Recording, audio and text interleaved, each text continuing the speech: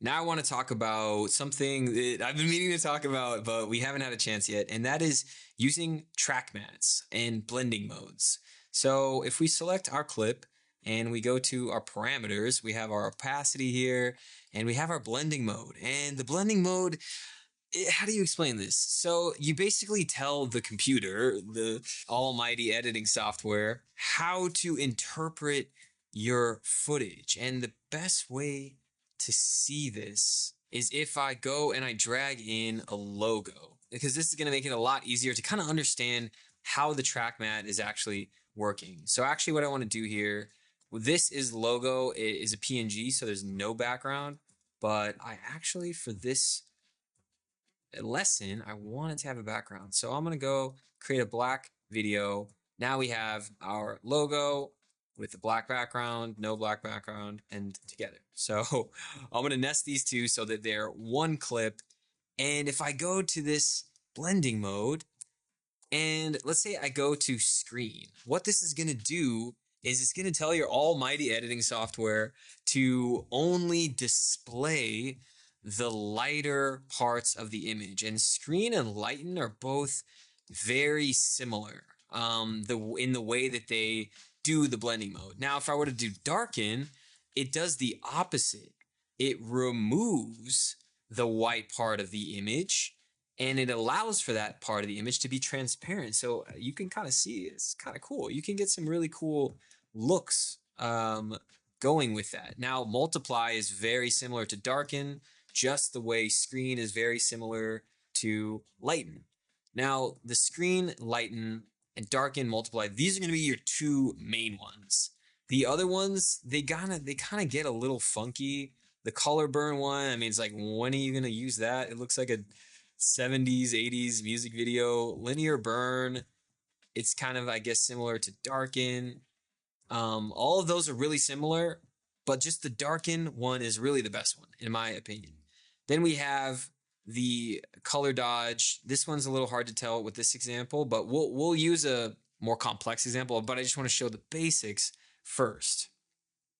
So then there's the overlay, and you can see instead of darken, where it's taking away the white part of the frame, or screen where it's taking away the dark part of the frame, darken is overlay, excuse me, is overlaying and keeping the dark part of the frame. But what that does is affects the image below it. So there's slightly different ones. Soft light is doing that similar one as overlay, but it's affecting the dark parts a little bit less below the image. So you can kind of mess around with these other ones. But like I said, they kind of do funky, weird things. I haven't ever in a decade of editing found a use for any of these ones down here.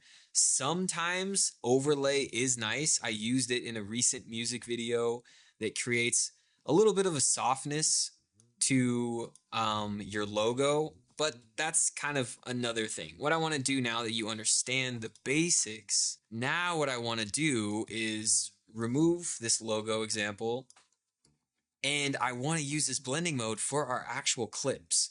And one cool way to do that I found over the years is to use the screen blending mode. Now, just by itself, I just switched the blending mode, but you can see it didn't change anything. The reason is because there's nothing below it. So what I'm going to do is I'm going to drag this clip, the intro and outro of this clip, just a few frames before the shot in front of it and a little bit after the shot behind it. So what that ends up doing is this. It adds just a little bit of a flash between the frames. Now I can see by my eye, this second one is held for too long. So I'm going to shorten it and let's look at it again. So it adds, so it's adding a little bit of a punchy and a flashiness. There's kind of a cool overlay going on here just for a split second.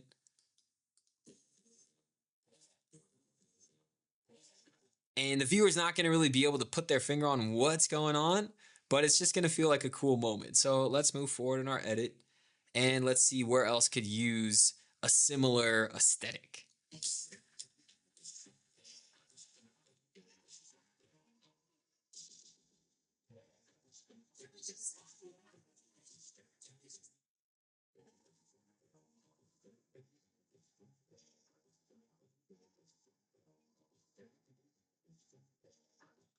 So yeah, let's use this moment where we created this cut earlier. Let's move this clip up. Let's extend the intro of the clip and the outro of the clip just a few frames. Let's go to the blending mode and hit screen. Now, how I mentioned, there's just a slight difference between screen and lighten. If we go to lighten instead, it's going to make it less apparent, I guess I want to say. It's going to overlay less. So you can see screen, you can really see this secondary shot. When you do lighten, you see more of the original shot. So I honestly prefer the look of the screen because it brings up the exposure. And just for when you bring up the exposure, just for the few frames, that's kind of what's creating that poppy snappiness. So let's check it out.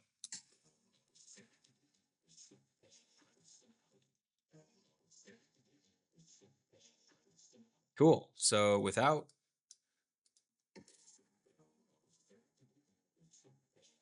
and with.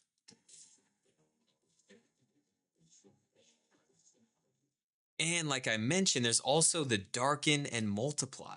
So if we put it to darken, it's going to retain the dark parts of the frame rather than the opposite of retaining the light parts of the frame. So we can start to get some kind of cool glitchy moments. Right? I really like this one. This one's pretty cool. This second one, I'm not a huge fan of. So let's say we really liked the darken look. We can extend this. And then let's say we were really happy with that cool kind of vibe. But for this one, we wanted that flashy look.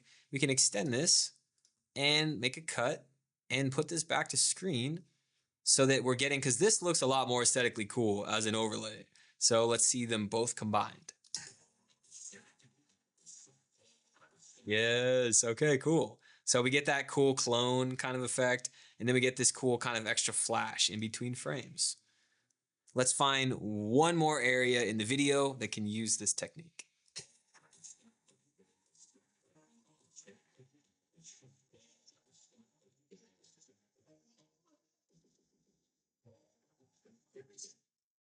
Okay.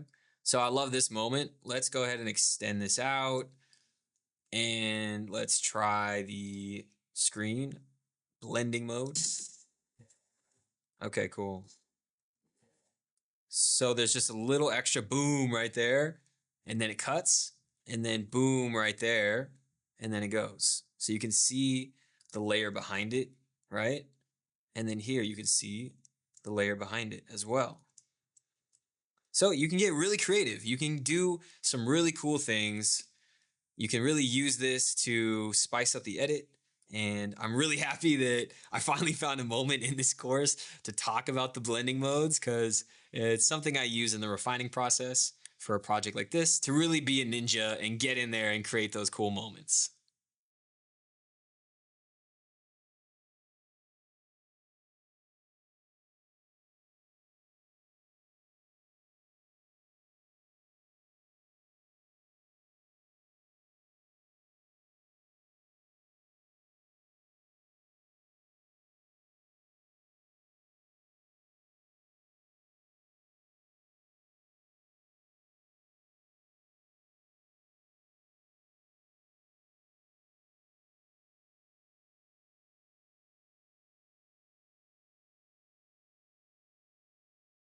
So we're cooking away, and I want to take this moment to now dive into masking because I guess this is the chapter where we get to talk about a lot of the stuff that I've been trying to squeeze in and fit into the course somewhere.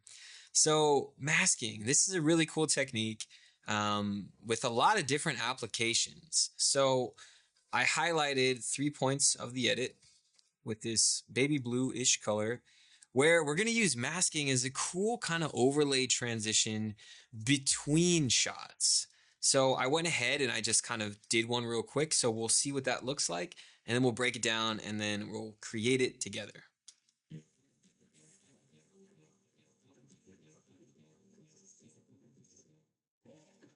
So these cool little split frame moments.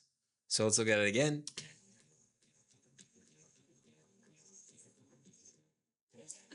Okay, so what's going on here is basically if I go ahead and reset this. Let's go ahead and delete this clip. We'll start from scratch. So we're going between this shot and this shot. And I'm looking for similarities between the two. Now, there's pretty much this line, this horizontal line. If I were to draw, it goes like that. And that pretty much goes between these two shots. It's a little bit different. The angle of the line kind of changes, but it's okay that it's a little bit different. What we want to use is the slight similarities between shots that we can create a cool overlay with. So what I'm going to do is I'm going to drag over, similar to when we were doing the screen and darken blending mode. We're going to create an overlap between cuts. So it's not going to be a clean cut where it goes from this shot to that shot. There's going to be a slight overlay between the two. And I'm going to take this overlay and I'm going to hit the pen tool under opacity to create a masking layer. And what I'm going to do is I'm going to go ahead and carve out this wall, and I'm going to use that as kind of an overlay point between the two shots. So there's a little bit of that similarity that I mentioned. This wall going across is going to go to that wall. And it's just a few frames, so it looks cool. But it's a cool way to transition between the shots. It has a lot more of a stylistic look than that. So let's go to the second one. And this one, what I decided to do was, instead of using the background, I wanted to use what was going to be the main focus of the foreground in the next shot. So if we delete this, we have this clean cut. And what I want to do is create a little bit of an overlap. I'm going to go ahead and create a cut here. So we're just selectively adding this mask to just this part of the clip. I'm going to hit the pen tool for our mask. I'm going to go ahead and I'm going to click in around the main focus of what the next part of the image is going to be. And you can really fine tune this as much as you want because it's only in frame for a few frames. You don't have to get too crazy. But of course, I could work more on this, but let's see it. So let's drag it out one more frame.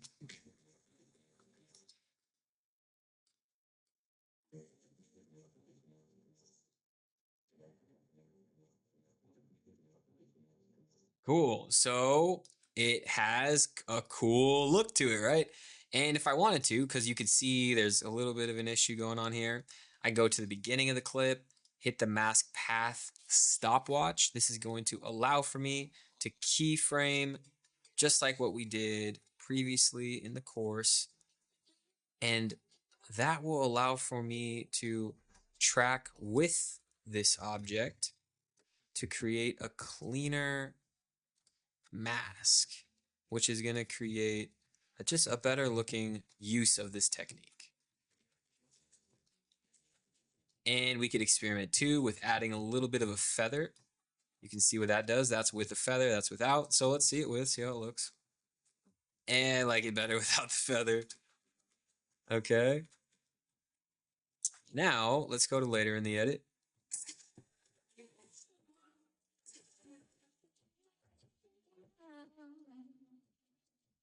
And let's go ahead and do this technique again where I'm going to take the clip we want to go into. I'm going to make a cut so that we're only working with this. And let's go ahead and use our background here. Let's use this difference between the wall and the floor. Just like that.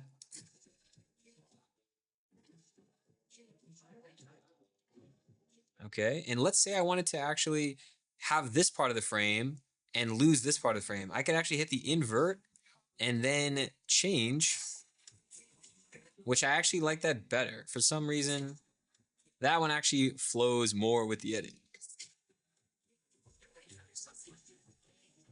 Okay, cool.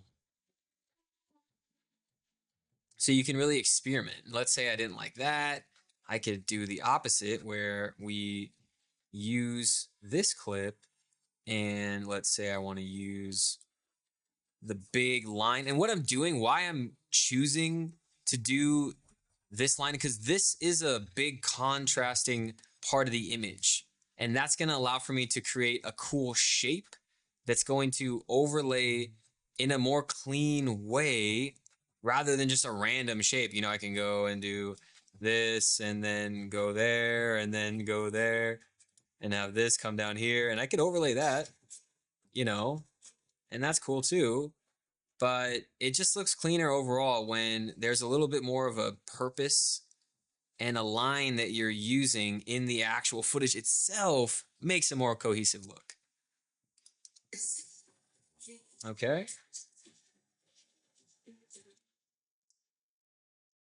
Now let's go to the end here. Okay. And what I want to do is take this clip and I want to mask out this part. So I'm going to drag it over a few frames. Select this part. Create this mask. Boom.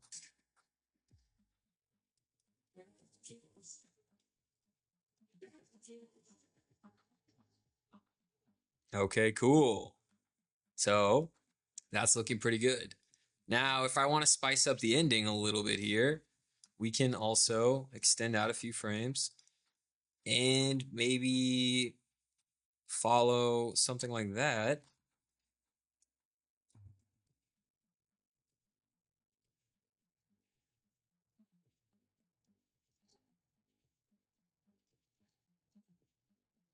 And even we could make this more of a gradual, like a ch.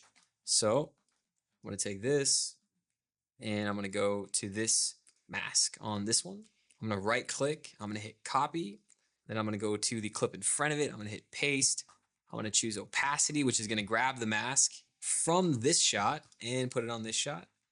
And I'm going to drag it down so that we kind of get a stair step of the blackout frame coming versus just a cut to black. So to go boom, boom, boom. So just a little bit more of a stylized look that we're creating here. And when we create our distortion overlays and when we drop those on, that's going to make these moments even cooler.